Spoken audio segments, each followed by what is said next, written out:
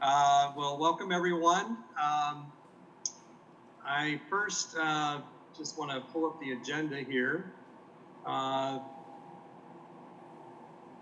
will call the July 9th, 2020 Transportation and Transit Commission meeting to order. Second item on the agenda, we have several new members on the committee that have recently joined. And I'd just like to introduce those, and if they would like to say a few words about their interest on the committee, that's fine, or you don't have to say anything if you don't want to, it's up to you. First, I know that Bill Horns had joined our committee several months ago, but I think this is your first meeting actually being participating in the meeting, if I remember correctly. It's actually my second meeting. Okay. But I did miss one. Okay. And our new Alder rep is Gabriella Gerhardt? Yeah, Gabriella Gerhardt. Yeah. Sorry about that. Okay. So I'm glad to have her with us as our Alder rep for the committee. And we also have Jason Strauss. Yep. He's listed as a new member. He's on the dais. Hi, I'm Jason Strauss. Okay. And I'm excited to be on the committee. I have lived in the Madison area for 22 years, and my family and I moved to Swan Creek about 5 years ago. I've taught and continue to teach in the Verona Area School District, and I just saw this as an opportunity to get involved and help out my community, and I contacted Aaron Richardson. He said there's an opening on the Transit Committee, so I said, sure, why not? So that's how I'm here. Okay, great, thanks a lot. And Drew, I'm sorry, I looked at the roster before the meeting and I didn't see your name on it. Did you take the place of Rich or Dave on the committee from one of the other working committees? Oh, which Drew are you referring to? Drew Beck. Yeah, that's me. I actually work for Metro Transit. You do? Okay, you're with Metro. Okay, got it. Okay, so I guess I don't know if let's see. I didn't see if Rich or Dave with us. Are they in the room there? Sorry, I can't see that. That picture's really small, and I don't have it. I'm the guy with the mask on. There we go. Okay, I see Rich now. Sorry about that. Okay, I think I got everyone who was new. Is that correct? Is there anyone else I'm missing? Okay.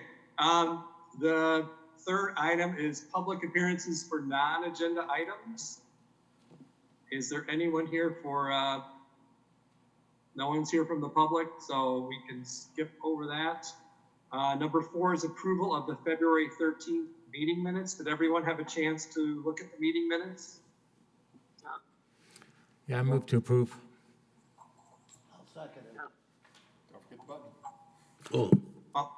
All those in favor of approval of the minutes, say aye. Aye. Aye. Any opposed? Minutes are approved. Number 5, 5A, department update. I will pass that over to Bill. Yeah, I've got quite a bit to talk about, and I was wondering if you might want to move up the agenda item for the resolution for approval to have transit present, and then we can move on to business. Okay, so skip down to number 6A, the resolution you said? If the committee so desires. Yeah, I think I did take a look at that and it seems pretty straightforward. So I think we can move on to that item first.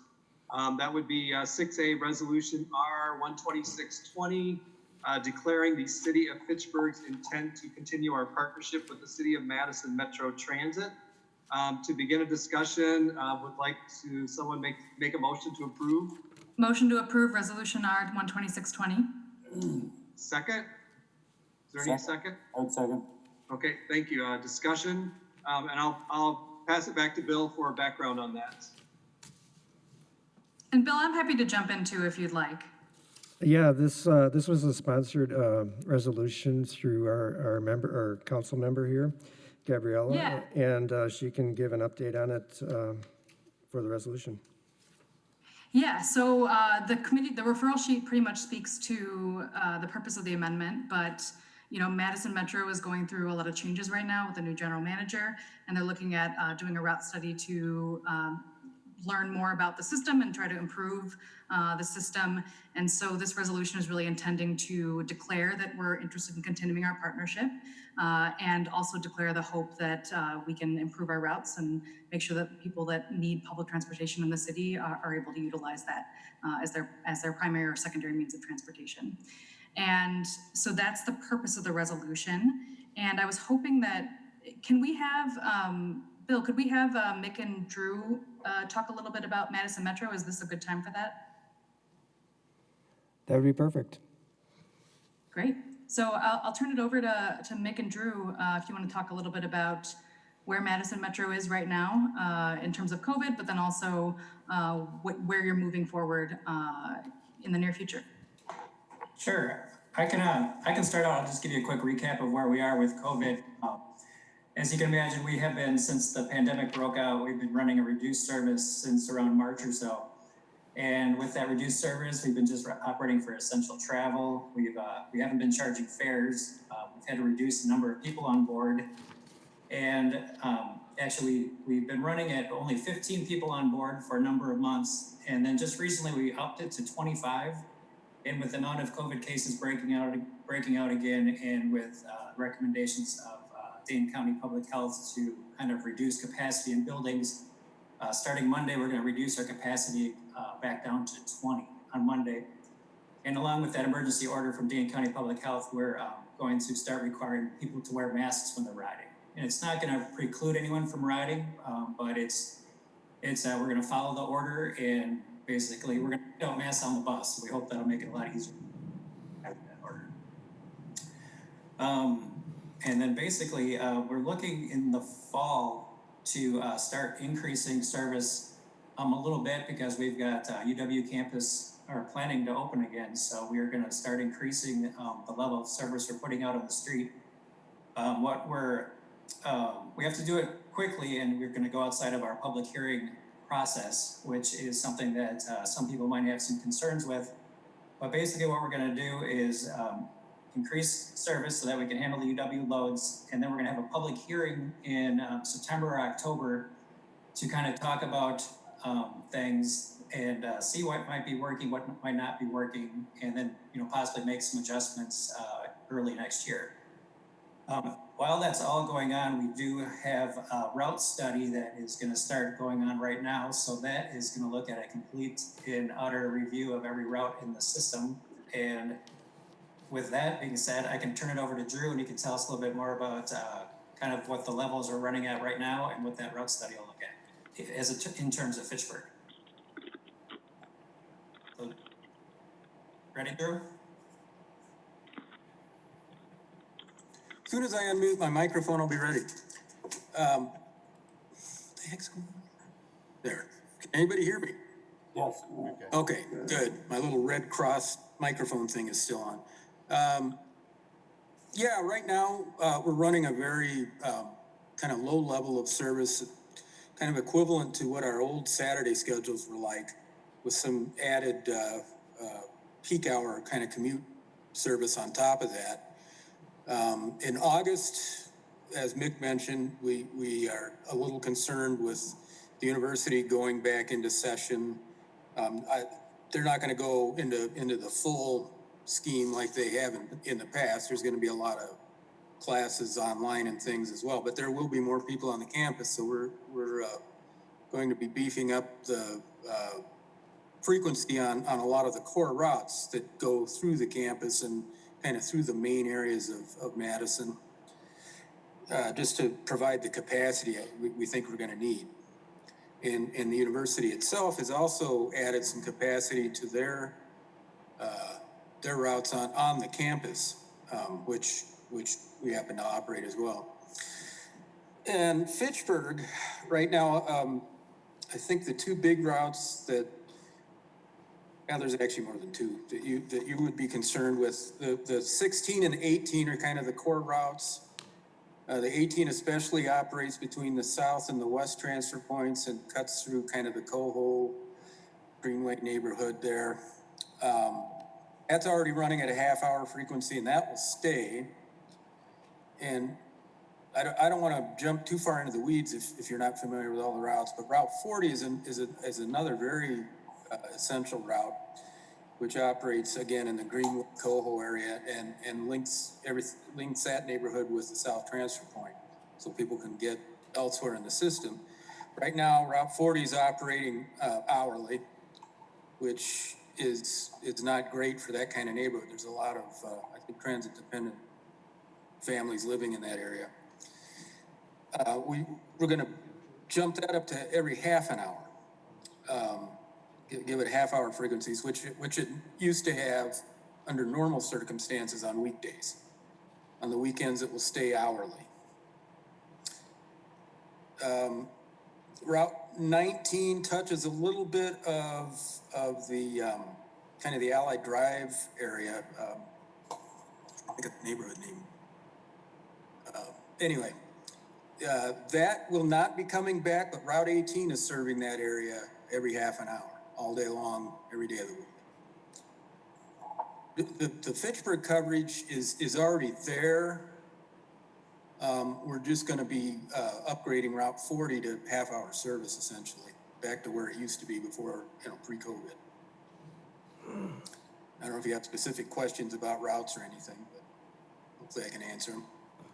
Hey, Drew, this is Bill. I was wondering, can you share your screen that shows that map that you have on your website regarding those route changes coming up? Yes, I can. Well, the numbers are great, but people not knowing or familiar with where they all go and things like that and the impacts. yeah, let me find It was a really good map that you had there. Yeah, I'll get it for you here. Hang on. Brought that up before this whole.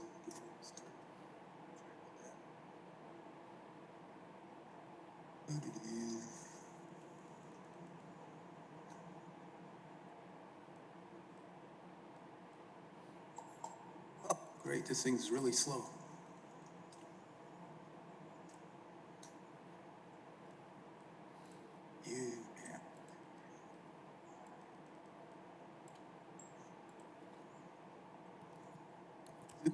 No, bring it up.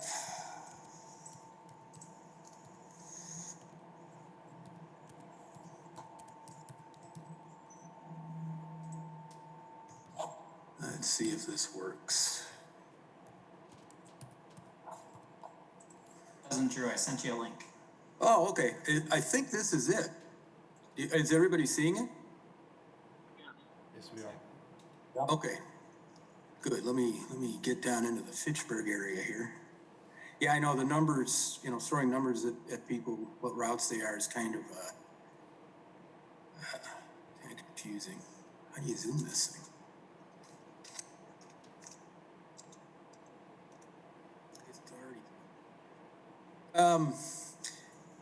Can people see my cursor? I'm kind of whirling around Fish Hatchery Road here. Yes, we can. Okay, this is Route 40 is this yellow line, and that's what's currently on an hour frequency, and we're wanting to bring that up to every half hour just because of the density and some of the jobs east of Fish Hatchery Road here.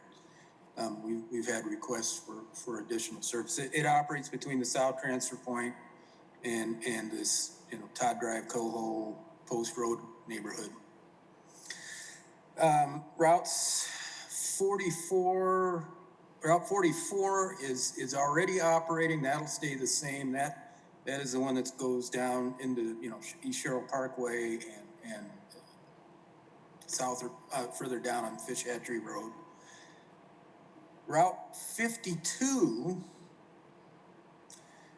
is running out of the west transfer point and serves what we used to call the Jamestown area. I don't know quite what the Williamsburg Way and King James Way neighborhoods. And it also anchors down at the Super Target and that shopping center down there. That we're proposing to run that on weekdays now to give better frequency. And the downside of that is Route 59, which is this blue, I think that's blue. Sorry, I'm kind of colorblind. That's Route 59, which normally would just operate on weekends. But we are proposing to run Route 52 on weekdays, but leave the 59 out there on weekends, if that makes sense. Again, the idea is if we have the Route 52 out there running between the West Transfer Point and these neighborhoods, King James Way and down to Mckee Road, we can alternate it with the same bus. We can alternate it with Route 51 in Madison, which is also in need of additional frequency. And I think I mentioned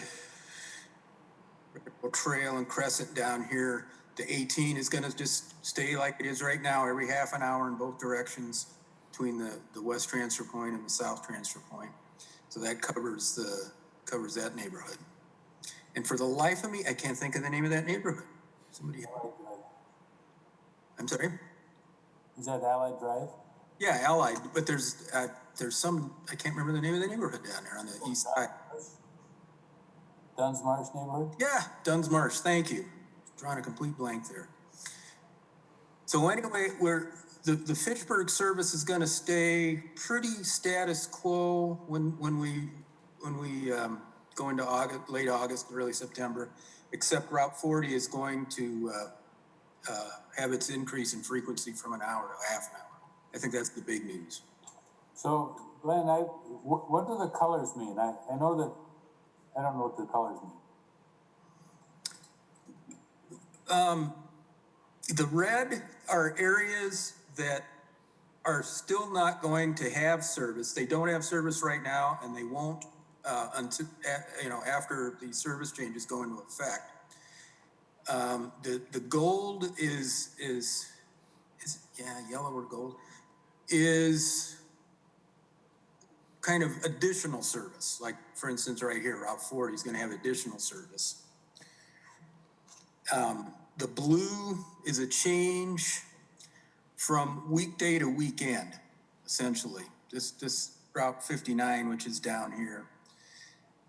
We've got it running right now because we are running a Saturday level of service, but starting in August, that'll get swapped out for the 52 over here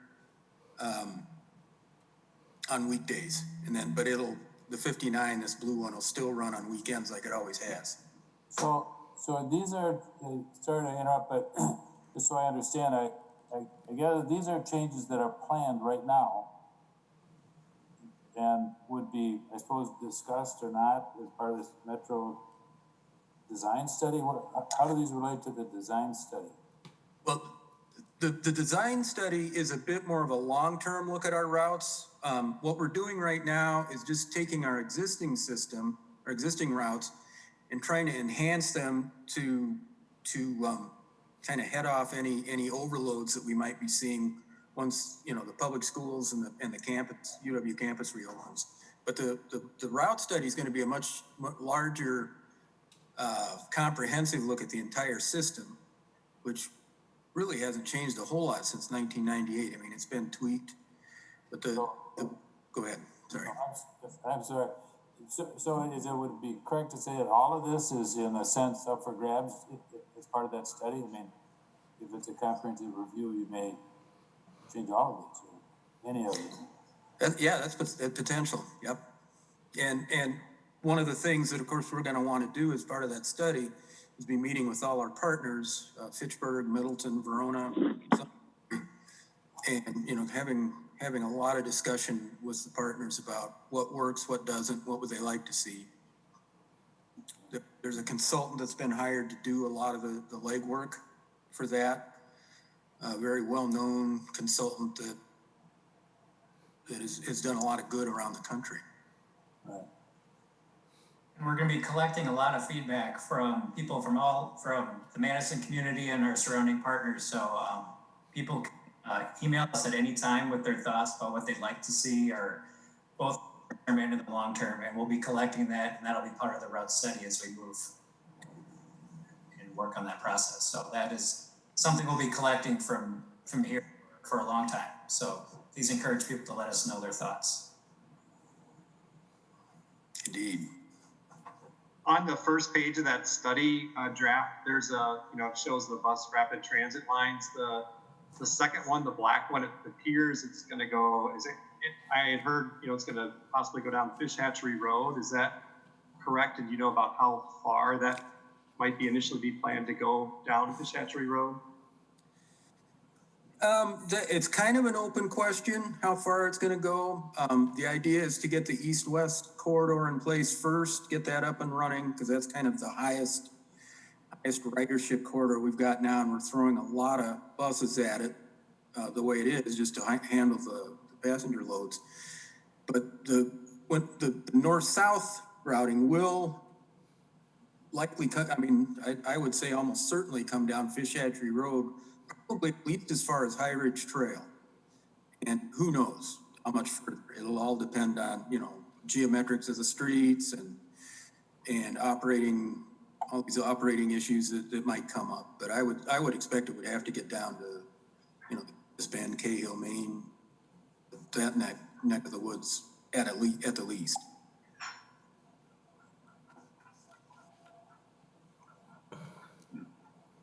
So at this time, Fitchburg residents would just watch for opportunities to provide comment at meetings and maybe email feedback in the future of this study. Mm-hmm. Yes, correct. And we have a text and email alert subscription list if people want to sign up for those. It's at mymetrobus.com/alerts. And we'll put all that information whenever anything's changed or things are scheduled, we'll send out alerts on a pretty regular basis. You can also sign up for a weekly newsletter that's part of that. And basically all that type of information that we're talking about here, we'll push out through there. So that's the best way to keep up with that kind of information. Okay, great, thanks. Yeah.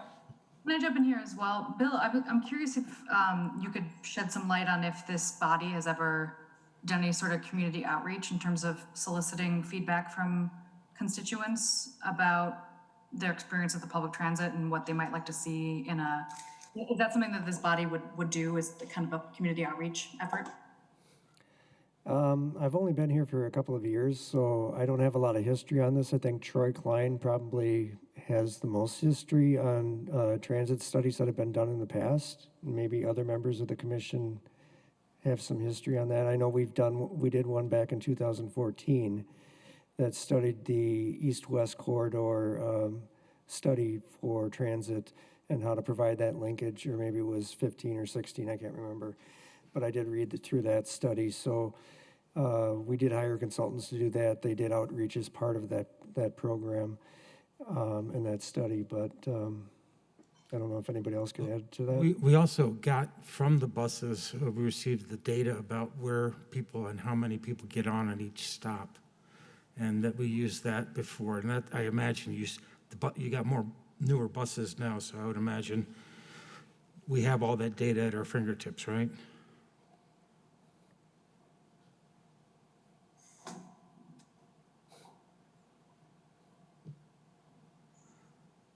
No? And I think Troy has been on the committee maybe the longest. He may, I don't know if he maybe recalls any other outreach that we've done.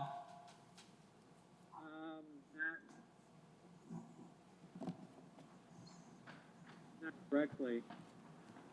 Troy, you got real quiet all of a sudden. Troy, I'm sorry. They said Drew. No. Well, if he can hear us, he might have not unmuted himself. Troy, can you speak up a little bit? Can you hear me now? There you go. Yeah. Oh, okay. I don't recall anything specifically. Can you repeat what you said again? I guess my question was just if this body has ever done any sort of strategic community outreach to solicit feedback about people's opinions and needs in terms of public transportation that could potentially contribute to something like the route study. The only thing we really did was a few years back for the transit service that ran for the experiment that ran for about a year. That was the most I think we ever did for feedback process.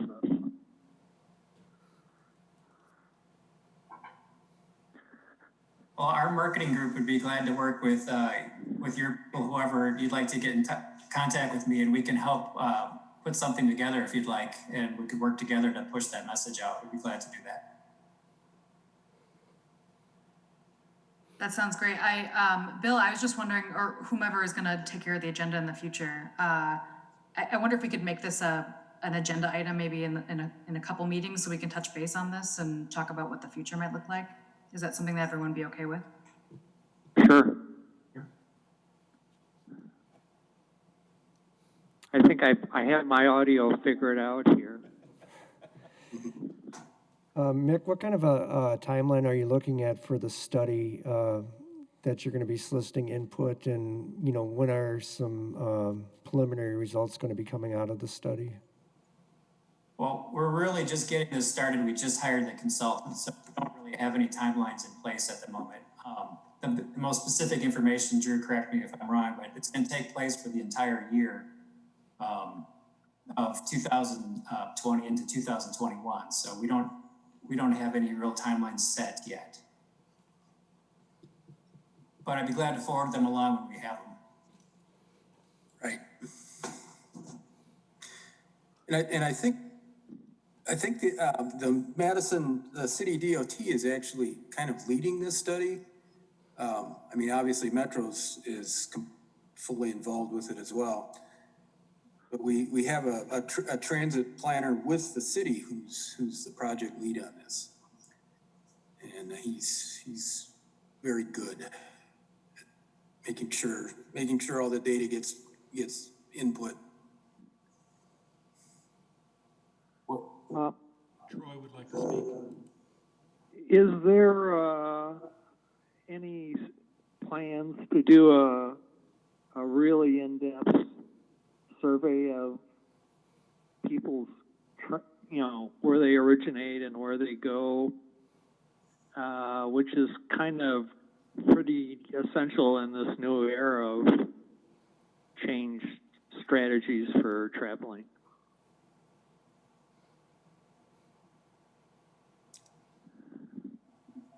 I think, as part of the, some surveys as part of the route study, yes.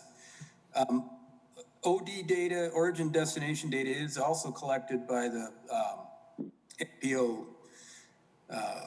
And I don't know what the last time they did that was, probably 2 years ago, maybe 3. And of course now travel patterns are going to be a lot different than they were at that point, just because of all the changes.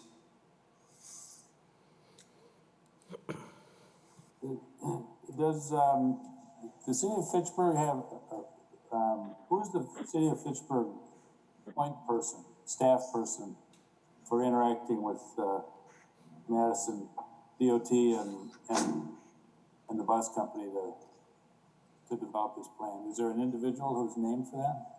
Currently, I am Bill Balke, so I've been interacting with that part of it, yes. Okay.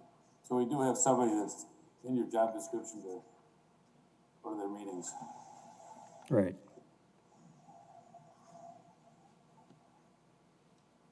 I know we've worked with him on bus stop issues as well. Yeah, we actually have a meeting on the books next week, I believe, to talk at Metro. Mm-hmm. So any other questions or feedback on the long-term plan, or any of the recent changes that Metro is making for this coming August? So, okay, we have a resolution. Just going back to that, I guess we can just ask all those in favor to say aye and see if anybody's opposed. Is that the way we can go? Okay, I'll read that again. Resolution 12620, declaring the city of Fitchburg's intent to continue our partnership with City of Madison Metro Transit. All those in favor say aye. Aye. Aye. Any opposed? The resolution passes. Darren, I'd be interested in a report next time on the status of our emergency contingency fund. I'm sorry, what was the, I heard contingency fund. I didn't hear the first word, Troy. You know, we've been escrowing money for handling contingencies and that type of stuff, and I think it might be useful to know how that might fit into our discussions. Okay, I can, yeah, if Bill could add that as a future agenda item. And then I think, thank you to Mick and Drew for being with us. I think we can let you gentlemen go. I don't think, so you don't have to hang around for the rest of our agenda, but thank you for your comments and feedback today. Thanks so much. Thanks. And I appreciate the opportunity to do this virtually and for letting us jump ahead of the rest of the. Yes, we appreciate that. No problem. Thanks. All right. Thank very you. much. Thank you. Great. Have a good night. You too. Bye. Okay, so backing up to agenda item 5A, department update, I will pass that over to Bill for that. All right, thank you.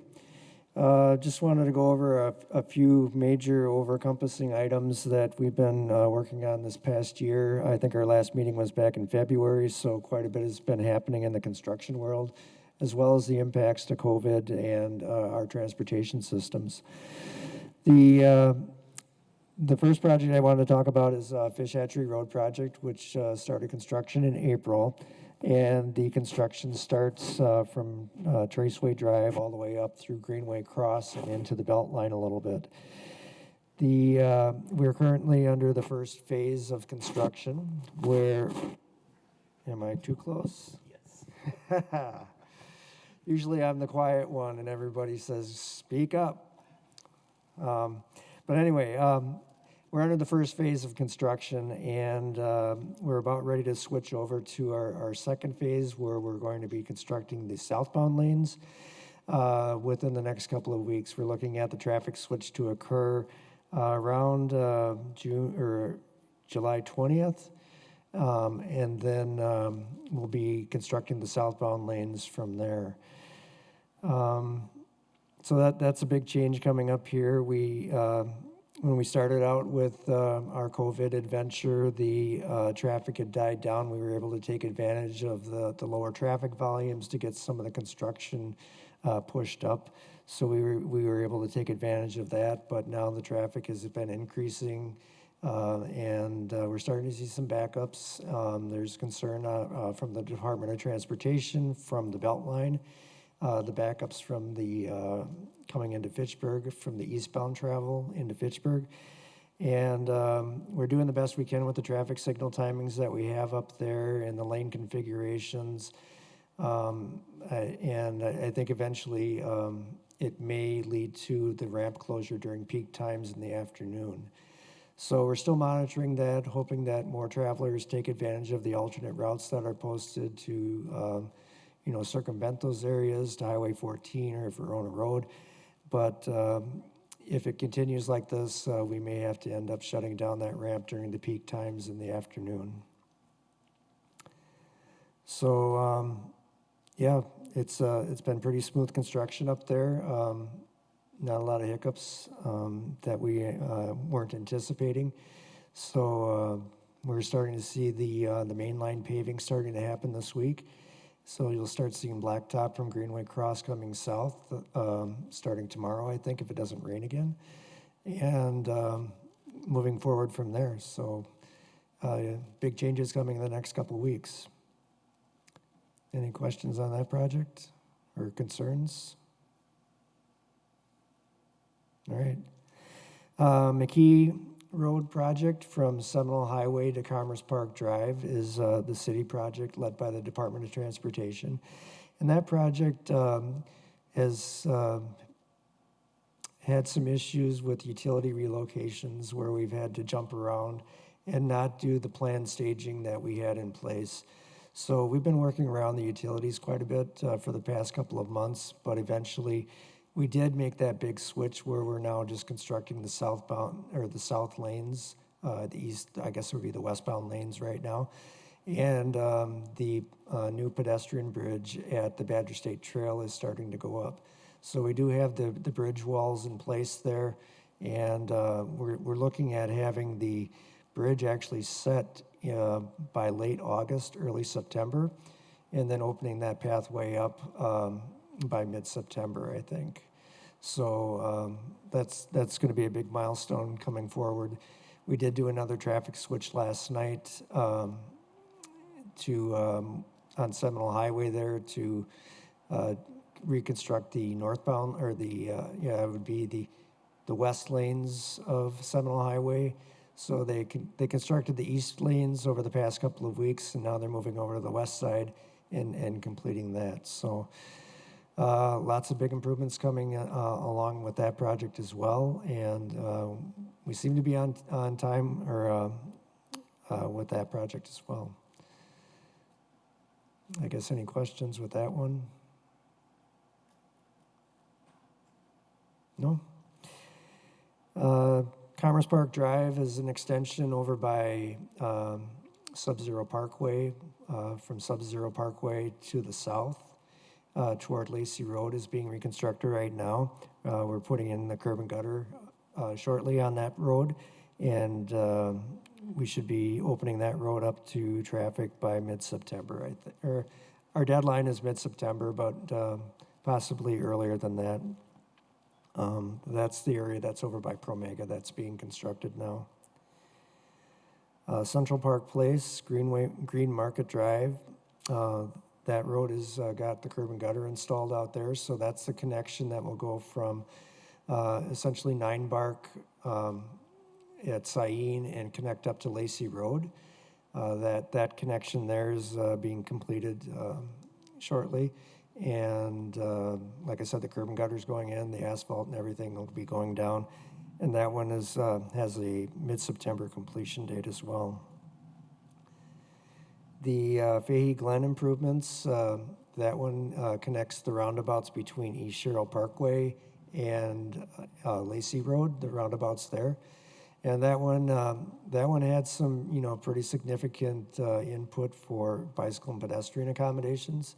We did put in a 10-foot wide pedestrian bicycle trail, off-road trail, as well as 4-foot bike lanes with 2-foot buffers on those, or maybe they might be 5-foot bike lanes. So the buffers are in addition to the project that we did on Lacey Road. They seem to be working really well, and that community is really appreciative of the efforts that we're taking to provide those services to bicycles and pedestrians.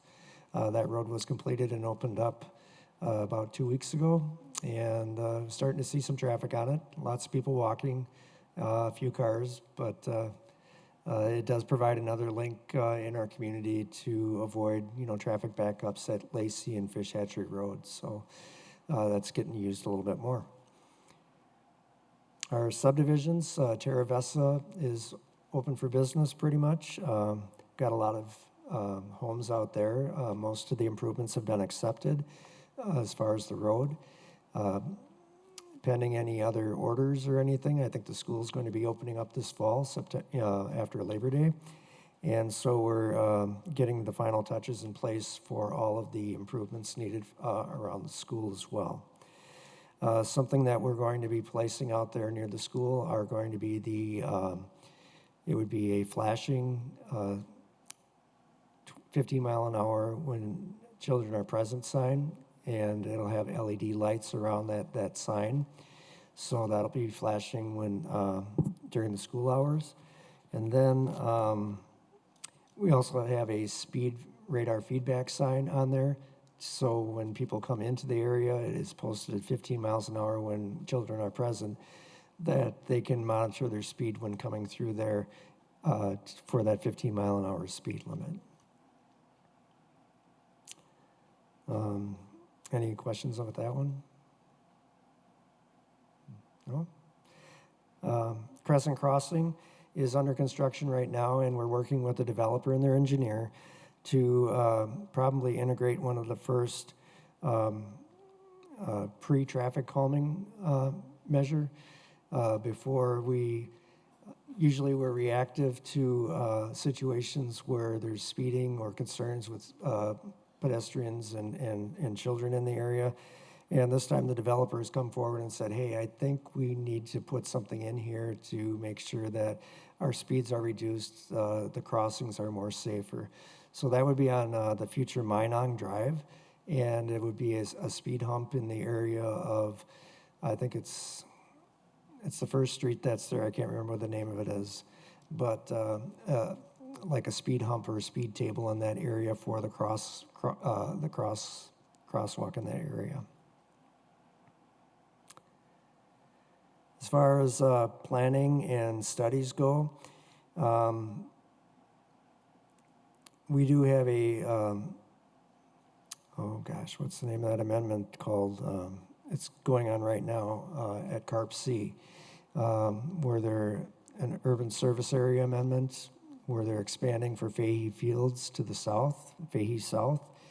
And at that meeting, they're considering how that plan meets the neighborhood management plan that was set up some years ago with regard to transportation, environmental concerns, stormwater, land use, and all of that. So right now they're having a public hearing on that right now.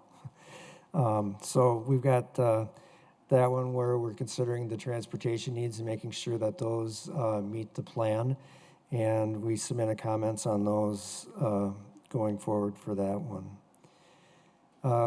We are negotiating a contract with a consultant to design Sain Road from Argus Lane, Drive, one of the two, Argus, all the way up to McCoy, almost to the railroad tracks. And that design will include reconstruction from a rural section to an urban section. We'll be looking for intersection improvements at Lacey Road, East Sherrill, Nine Bark, Central Park Place, Argus, and I think No Oaks as well. So we're looking at the safety concerns, we're looking at speed concerns, we're looking at landscaping, we're looking at stormwater, environmental concerns, and then the railroad crossing that's at Lacey Road. At that place, we're potentially going to be moving the intersection to the east so that you can fit a whole bus in between the stop sign and the railroad crossing. So that intersection there, we're looking at improvements there. We're looking at traffic signals potentially at East Sherrill Parkway, a mini roundabout at Central Park Place, and possibly a roundabout at McCoy intersection there. We do have some concerns at that intersection that it could possibly meet the criteria for a hazard safety improvement program through the Department of Transportation. It's a grant program where they would fund up to 90% of the construction costs to improve safety at the intersection. So they may not fund an entire roundabout or an entire traffic signal, but they could help offset some of those costs. And so we'll be looking at whether or not that cost benefit is available to pursue that grant, which could be up to $1.5 million. So if we do pursue that grant, it would delay the timing of that intersection because it has to go through a lot of state approvals as its own project. So if we are successful with that project, we would probably stop the construction of Sain Road short somewhere by West Clayton, by the fire station there, so that project could stand alone on its own, and we would receive that grant funding to help the cost of that project. We also have a design underway for Lacey Road. And that would be from Fitzroy Road to the Badger State Trail. The design improve that area from a rural section to an urban section. And we'll be having a public informational meeting on that. We're fleshing out a few design issues throughout the area there. But we'll have a public meeting coming up on that project to show what the improvements are. It's proposed to be it's a 2-lane urban section with bike lanes and a bike trail on the north side. And we're going to be we're taking a serious look at the curves, both horizontal and vertical through the area to make sure that we've got good sight distances and safety, and it's designed for the proper speeds. When we get a little bit more information with that, we'll share it with the group and invite everybody to attend the public informational meeting on that one. In my spare time, we've been doing some speed and traffic studies, gathering information throughout the community. So we've had our traffic counters out there. We haven't had a lot of time to analyze all the data that we've collected, but we had some concerns on like Lacey Road by Richardson, where there was a concern about truck traffic speeding through the corridor. So we were able to put our traffic counters out there and get that information. And we could actually pull out the trucks that were speeding or not speeding from the data that we collected. It wasn't as bad as people thought. The trucks are very conscientious of how they travel through the community. And their 85th percentile speed, which is what we kind of judge our appropriate speed limits for, was about 34 miles an hour. So they were going westbound a little bit quicker. They were at 35 miles an hour. The number of speeding over 40 miles an hour, I think it was 20 out of 800 trucks. So a very small number that were going over 40 miles an hour.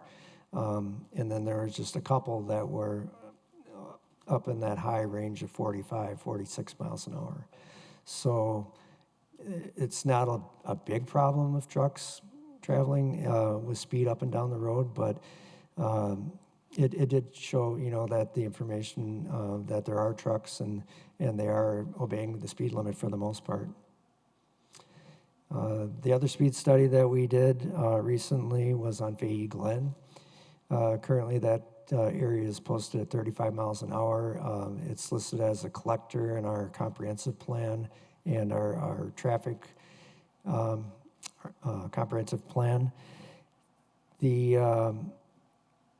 There's a lot of residential and driveway along Fahey Glen, and they have a valid concern that traffic is speeding through the area. When we put the speed counters out there, people aren't driving the 35 miles an hour. I wasn't surprised because I live in the area and I drive it at 20. So 30. Usually, I think the average or the 85th percentile speed out there was closer to 31 miles an hour. So, posting that speed as a lower speed limit at 30 miles an hour would be appropriate, just because of the nature and the number of driveways. So, when I still have to gather some information regarding accidents and sight distances and things like that to complete the study, but. As far as speeds go, people are traveling a lot slower than the posted speed limit, and there were just a few violators that were on the high end.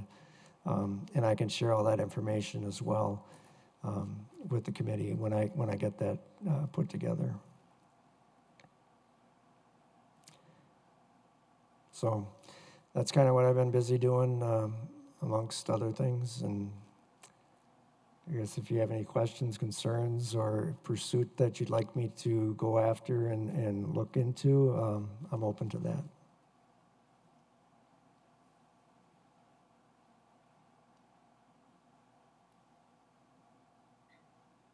Bill, have you heard of a time frame for the repaving of the Capital City Trail west of Seminole Highway? Do I have a timeline for that? Yeah, have you heard that is that the county's jurisdiction, or is that, who's taking care of that, or? Yeah, Dane County is taking care of that. They have information posted on their website regarding, I just got a notice that they are starting up with the construction of that. And I haven't checked their website yet, but I think there's information on their website for that project. Okay. Dane County Parks.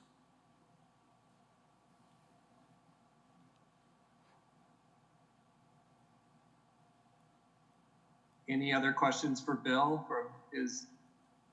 Just the department's a little bit busy, it sounds like, to say the least. I have a question. Bill, has there ever been a traffic enforcement problem with trucks in the city?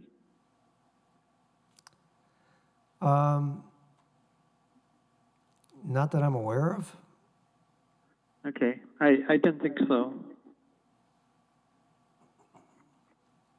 We do have issues with engine braking occasionally, but it's kind of hard to catch them unless you're right there. So it is one of those things that we try to monitor, and I do send out educational information to all the contractors to make sure, to thank them for not speeding, try to encourage them to, look out for everybody and obey our speed limits and be safe. So I send those encouragement messages out to them, on a monthly basis, and just remind them to make sure that to look out when traveling through our community. Yeah, my observation is with COVID-19, everybody is very polite so that they don't have to engage in heated discussions or any discussions with anybody for any reason. So I kind of like driving around just because everybody's a lot more polite and keeping their distance. Right.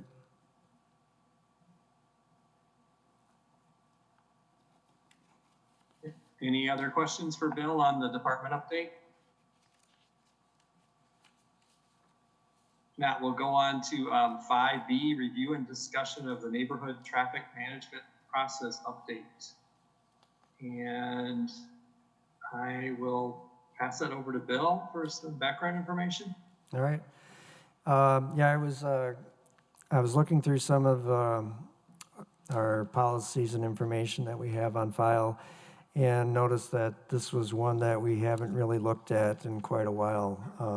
2005 was the last update that we had on this policy, and it's the policy that we've been using and consistently during this time to determine what type of neighborhood traffic calming might be necessary for neighborhoods as they come in. And it is a very well laid out policy as far as step by step how we go through and determine whether there is an issue, what the issues are, public involvement, coming up with solutions. It's a very, very comprehensive plan and very publicly involved for the project, for our planning process. It goes. I could go through it, step by step, or if you've read through it and have concerns or questions on it, issues that it may have come up in the past that we might want to address that you think might need to go into the policy, but just put this out here for, it's a good policy that we have, and if there's things that maybe you want us to consider for changing, I can do some research on that and go forward from there. Well, Bill, I believe it's a very good one that you have here. It's just detailed something great. I read it all the way through. It looks very good to me. Yeah, I was going to agree. It's been working well. Yeah. The only thing I would change is on the car form is return form to Anna. Yeah. Yeah, we do have an updated one for this that has my name on it for now. I guess one concern that I've had while I've implemented this a few times was in step 3, when we developed the plan. And like the third paragraph down on the page, when we develop a survey to send out to the residents affected by the measure of support, while we send out the survey to those along the street adjacent to like if we were going to put in a speed hump or a traffic circle or something like that, and get their support and information back. We've had some concerns from outlying neighborhoods that come in through the neighborhood, and why weren't they notified and have input into this route that they take through the neighborhood. So, you know, it was a concern that, you know, we don't really have anything defined as to how we send out the survey and who is impacted and what level of input you want from the surrounding community or neighborhoods that feed into or through this area of concern. And so that was just something that I noticed, that like while it goes through, we sent a survey out on Longford along this and all the affected residents along the Longford area where we put on a proposed speed hump. But that neighborhood group that was there, or the neighborhood association that surrounded that, all wanted to give input too.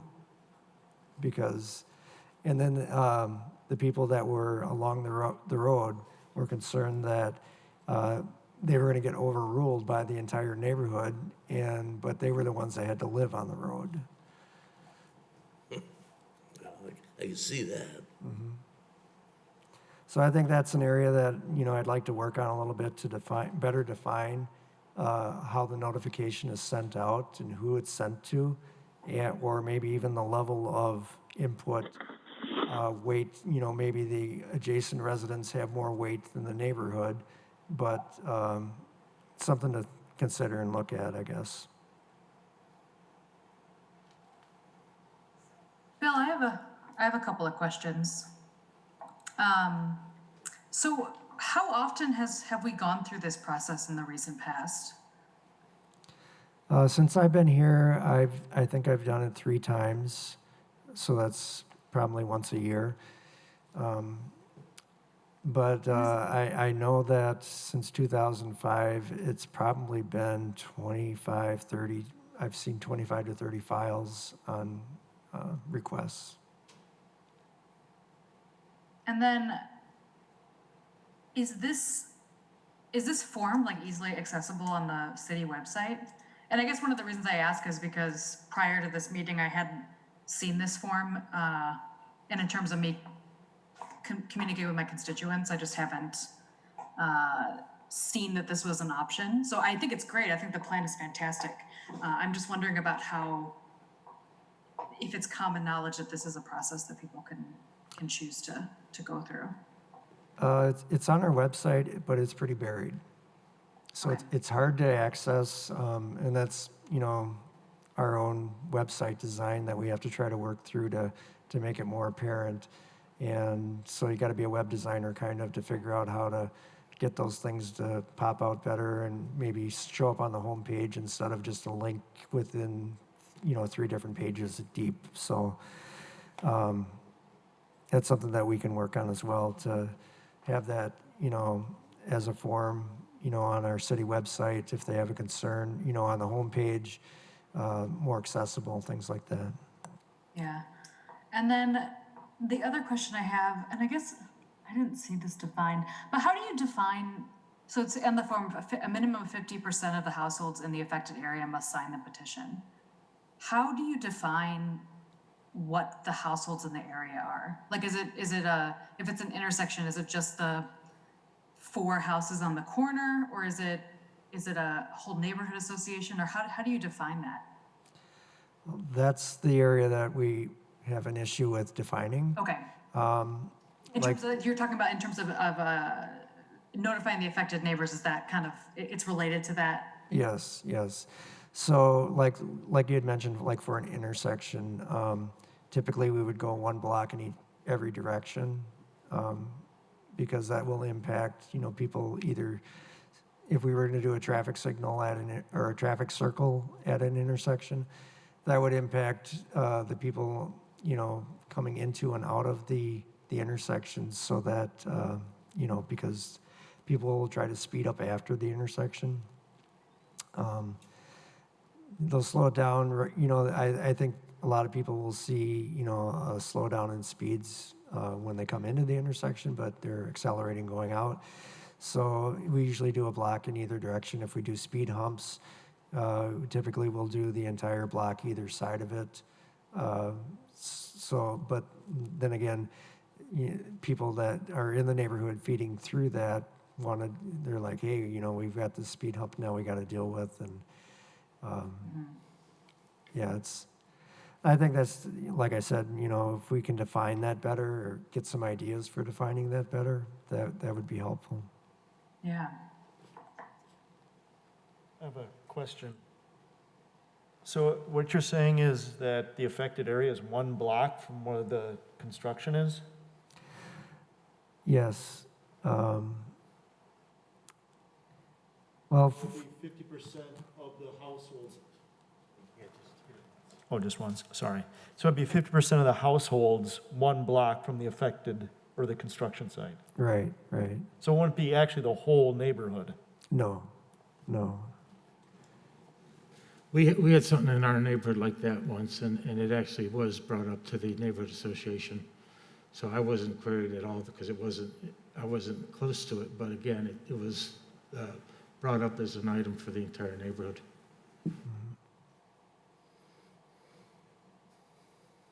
Well, just a thought about it, this is something you can't really win. You can't come up with a completely satisfactory scheme for notifying people and having rules for deciding how something will go through. There's a lot of art along with science that goes into resolving these problems.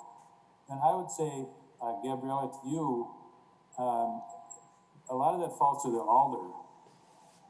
When an issue arises, to have some sensitivity to who perhaps additional people should be notified, and to resolve that question. I don't think it can be, I don't think there's a way of formalizing it better into a set of rules. And I think the fact that this has gone 15 years without amendment, and apparently without a lot of demand for amendment, is a testimony to that it works. Yeah, I do agree. Thanks for that, Bill. Yeah, I do think that the alders need to be involved in these processes, and that's our job, is to understand the area. So it's definitely something that I think is a really important point. So just as a additional point, when we receive the form with all the signatures on it from the neighborhood, we do consider that our limits of notification. And then, we might have to go, a half a block either direction, depending on the type of improvement that we're looking at. So that's pretty much what we've been doing. So from the limits of the people that were participating in that is at least where we notify at a minimum.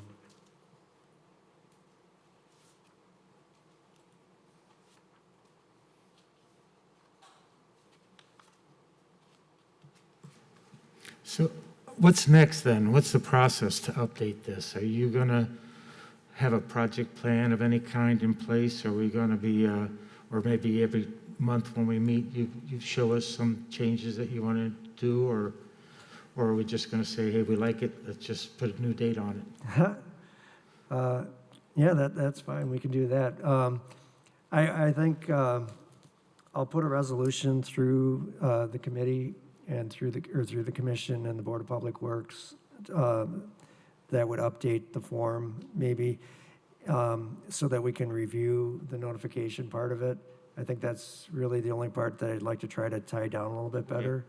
And then, so I'm looking at, you know, maybe a month or two to have that back to this commission so that we can review that, adopt a resolution of support for it, and then we'll have a good policy in place for all of the issues that come up.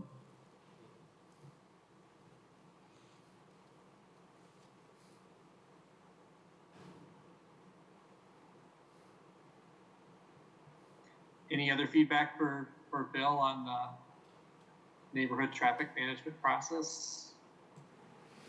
Yeah, I looked over the document too, and I thought, you know, I was kind of surprised at first at the age of it, but then as someone else said, it must be working pretty well if it's, you know, been in place that long. There's a few, like you mentioned, a few tweaks that maybe we could make so to improve that a little bit, but I think it looked like a good process overall.